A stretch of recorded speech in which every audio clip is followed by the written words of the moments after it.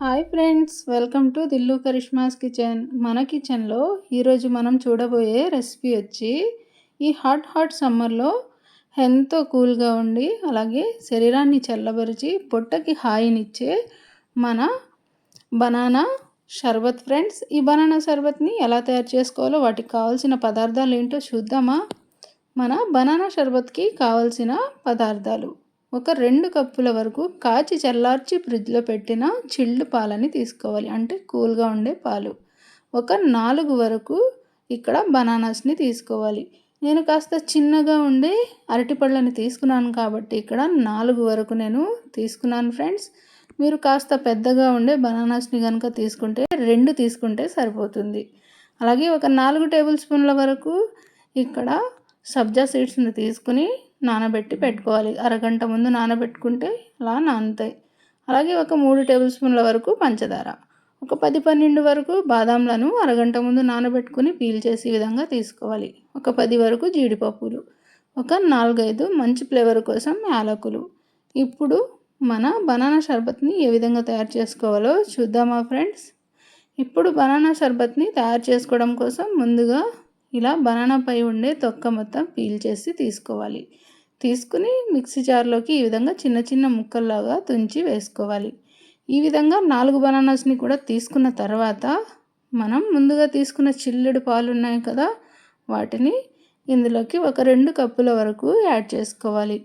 మీ ఇష్టం ఫ్రెండ్స్, ఇక్కడ 2 కప్పులు అనే ఏమీ కాదు ఫ్రెండ్స్, మరో కప్పు వరకు కూడా యాడ్ చేసుకోవచ్చు. అలాగే మనం ముందుగా తీసుకున్న జీడిపప్పుని, యాలకుల్ని కూడా ఇందులోకి తీసుకుని అలాగే పంచదారని కూడా యాడ్ చేసుకోవాలి. యాడ్ చేసుకున్న తర్వాత ఎక్కడ బనానా కానీ యాలకులు కానీ జీడిపప్పు కానీ ఏమి పలుకుల్లాగా కనిపించకుండా ఫైన్గా ఈ విధంగా గ్రైండ్ చేసుకోవాలి.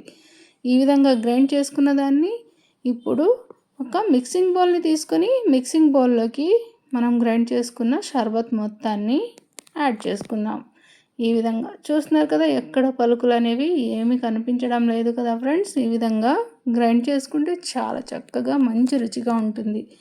ఇలా యాడ్ చేసుకున్న తర్వాత మనం ముందుగా నానబెట్టి పెట్టుకున్న సబ్జా సీడ్స్ని ఇందులోకి యాడ్ చేసుకోవాలి. ఈ విధంగా యాడ్ చేసుకున్న తర్వాత మరొక బనానాని తీసుకుని ఈ విధంగా చిన్న చిన్న ముక్కల్లాగా కట్ చేసుకుని ఇందులోకి యాడ్ చేసుకోవాలి. అలాగే మనం ముందుగా నానబెట్టి పెట్టుకున్న బాదాంని ఈ విధంగా కాస్త సన్నగా కట్ చేసి ముక్కల్లాగా తీసుకోవాలి ఫ్రెండ్స్. ఇలా అన్నీ తీసుకున్న తర్వాత బాగా కలిసేలాగా కలుపుకోవాలి.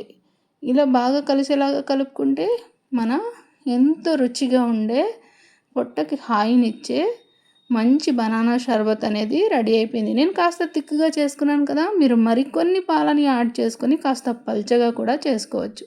ఇలా రెడీ అయిన దాన్ని ఇప్పుడు ఈ విధంగా గ్లాసెస్లోకి వేసుకొని కూల్గా సర్వ్ చేసుకున్నామంటే పిల్లలు మాట్లాడకుండా ఎంతో చక్కగా ఎంజాయ్ చేస్తారు. పిల్లలనే కాదు ఫ్రెండ్స్, పెద్దలకి కూడా చాలా బాగా నచ్చుతుంది. ఇంట్లో వాళ్ళకి ఇలా గ్లాస్ చేతికి అందించామంటే మాట్లాడకుండా ఎంతో చక్కగా తాగి గ్లాస్ ఖాళీ చేసి మీ చేతిలో పెడతారు ఫ్రెండ్స్. అంత రుచిగా ఉంటుంది మన ఈ బనానా షర్బత్ అనేది. మీరు కూడా ఈ సమ్మర్లో తప్పకుండా ట్రై చేయండి. అలాగే మా వీడియోస్ కనుక మీకు నచ్చినట్లయితే మా ఛానల్ని సబ్స్క్రైబ్ చేయండి, మా వీడియోస్ని లైక్ చేయండి, మీ ఫ్రెండ్స్ అండ్ ఫ్యామిలీకి షేర్ చేయండి ఫ్రెండ్స్. మరో మంచి రెసిపీతో మళ్ళీ మనం కలుద్దాం.